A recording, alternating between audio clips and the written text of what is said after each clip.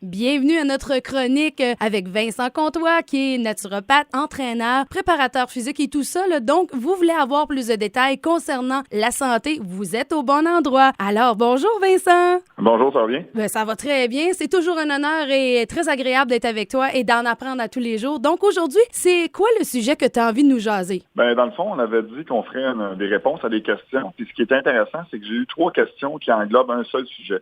Donc, l'alimentation humaine. Dans le fond, on m'a posé la question, qu'est-ce que l'alimentation idéale pour un enfant? Après ça, j'ai eu la question, que penses-tu du végétarisme? Là, ça se peut que ma tête soit mise à prix après ma chronique. Là. Mais...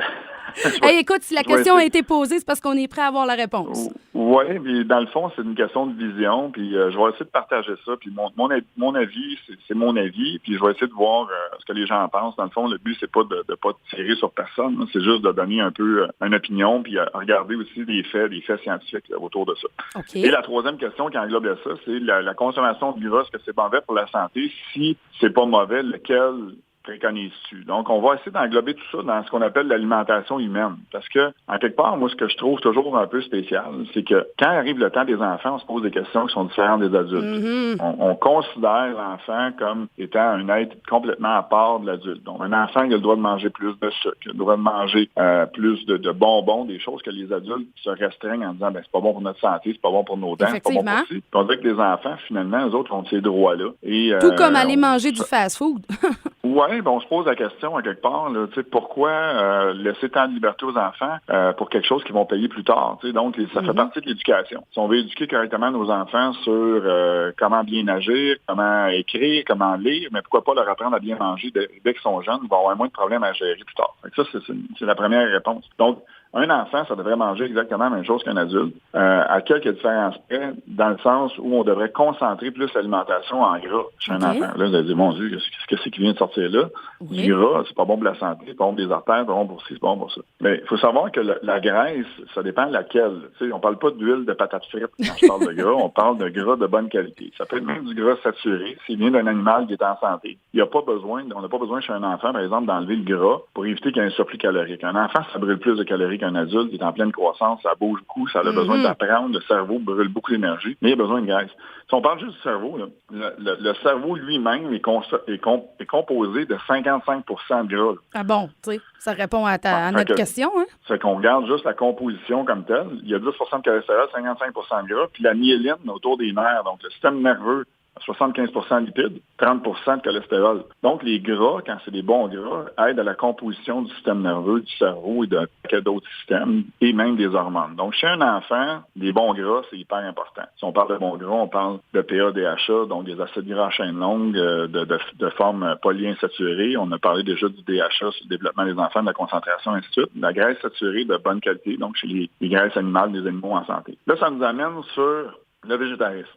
Oh. Mais avant de tomber dans le végétarisme, oui. Pour les gens qui nous écoutent en ce moment, puis pour eux, là, l'alimentation, c'est vraiment compliqué, puis ils comprennent pas trop. Dans ta liste, j'aimerais ça que tu nous donnes des exemples de bons gras. Je sais qu'on peut dire que l'avocat, c'est quelque chose de bon, mais juste de mettre quelque chose de concret pour les gens qui, eux, là, ils entendent tout ça, puis ils font « Quoi? » Exact. Donc, c'est une bonne question, parce que nous autres, on prend ça, quand on est habitué, on prend ça pour acquis. Bon, les bons gras, c'est quoi? Si on parle de supplémentation, chez tout le monde, la supplémentation devrait se faire juste en oméga 3. Moi, je pense que dans les autres gras, on doit aller chercher ça de forme alimentaire. Donc, c'est dur d'aller chercher des oméga 3 de bonne qualité, EPA, DHA dans l'alimentation. On parle de poissons d'eau froide en bonne quantité, puis les poissons, maintenant, on connaît la pollution, ainsi de suite, c'est difficile. Donc, si on devrait se supplémenter en oméga 3. Chez un enfant, on parle de vrai, l'équivalent de vrai 1 à 2 grammes d'oméga 3 par jour, c'est suffisant pour le développement d'un enfant. Puis c'est bien important qu'un enfant en bas de 5 ans consomme surtout du DHA, parce que sur le développement du système nerveux, il y a plus de difficultés aussi à digérer et à assimiler les EPA.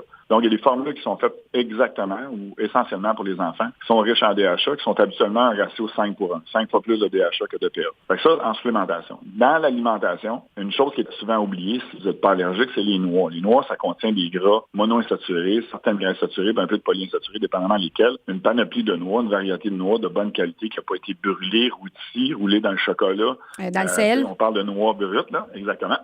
À ce moment-là, c'est une source de gras très intéressante. Très riche en minéraux aussi. On parlait de calcium dans une autre chronique, mais les minéraux dans les noix, c'est très intéressant aussi. Et très facile à apporter aussi. Ben oui, c'est facile comme collation. Les gens ont tendance à oublier ça. Puis là, c'est sûr qu'il y a des allergies, on ne peut pas emmener ça à l'école. Mais à la maison, là, si c'est pas un enfant qui est allergique, les noix, c'est une super bonne idée. Les beurres de noix pour remplacer le beurre d'arachide, c'est pas mal plus intéressant aussi. Donc, moi, le matin, ce matin, par exemple, là, chez nous, c'était du beurre de cachou et du beurre de noisette. On mélange ensemble. Ça se vend maintenant, mélangé dans des pots, là, que le mélange est déjà fait. Ça se vend dans les épiceries spécialisées de plus, là. Mais on trouve pas ça nécessairement à côté du pot de beurre de pinot, mais reste que ça se trouve facilement maintenant. Parfait. Troisième chose, nécessairement, les graisses qui sont apportées directement de l'alimentation. Donc, si on parle d'olive, d'huile d'olive, d'avocat, comme on parlait tantôt, d'huile d'avocat, les graisses saturées aussi, on en a peur. On les a mis au banc des accusés pour les maladies cardiovasculaires, mais il faut savoir qu'un peu de graisse saturée, c'est très bon pour la santé. Ça prend des animaux en santé, puis il ne faut pas brûler cette graisse-là. Donc, il faut faire cuire à basse température. Il faut s'assurer que l'animal n'était pas malade. Parce que ça, c'est un autre problème aujourd'hui. Il faut regarder le côté qualitatif des choses. Fait que c'est bien important de comprendre que les animaux nous apportent des gras qui sont intéressants aussi. Et chez un enfant, il peut se permettre un apport en gras qui est beaucoup plus grand que chez l'adulte parce que sa dépense énergétique est beaucoup plus grande.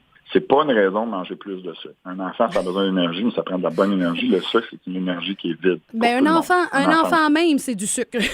Il n'y a pas besoin d'en avoir de plus. Ben, premièrement, c'est une instabilité au niveau neuronal qui n'a pas nécessairement besoin. On a des enfants qui ont de la difficulté à se concentrer. Oui. On a des enfants qui ont de la difficulté à l'école de plus en plus. On parle de TDAH, d'hyperactivité, de ça, c'est un fléau. Donc, c'est pas tous des enfants qui sont mal nourris, mais nécessairement, si on s'attardait plus à leur alimentation, ou l'alimentation même de la mère lorsqu'elle est enceinte, parce que nécessairement, ça commence là, la vie de l'enfant. Exact. Bon, la mère enceinte, l'enfant dans les premières années de sa vie, après ça à l'école, si on veut qu'un enfant soit capable de se concentrer, il faut lui donner des nutriments qui sont essentiels à son cerveau et non des excitabilités, des colorants avec du sucre pour aller perturber sa concentration. Fait que s'il part le matin avec 2 toasts de pain blanc avec du Nutella pour pas le nommer ou un autre confiture très sucré qu'un verre de jus très sucré, puis là on arrive à l'école, bon, cet enfant-là, il est pas capable de se tenir tranquille, il est très énervé, ben là, je pense qu'en posant la question, on a la réponse. Et voilà. C'est pas si compliqué. Hein? On est rendu là. Oui. Maintenant, Vincent, si quelqu'un aimerait avoir de tes services, à quel endroit qu'on peut te joindre? On peut me joindre par courriel au vincent@atplab.com. Ben merci beaucoup. Il y a des gens aussi qui peuvent venir nous trouver sur Facebook. On a notre groupe. Oh oui, vous pouvez venir à n'importe quel moment. On remet à toutes les semaines nos chroniques et ça s'appelle Santé Sport. Myriam est là. Merci beaucoup, Vincent, et on se reparle pour la suite de cette chronique. Merci à toi, à bientôt.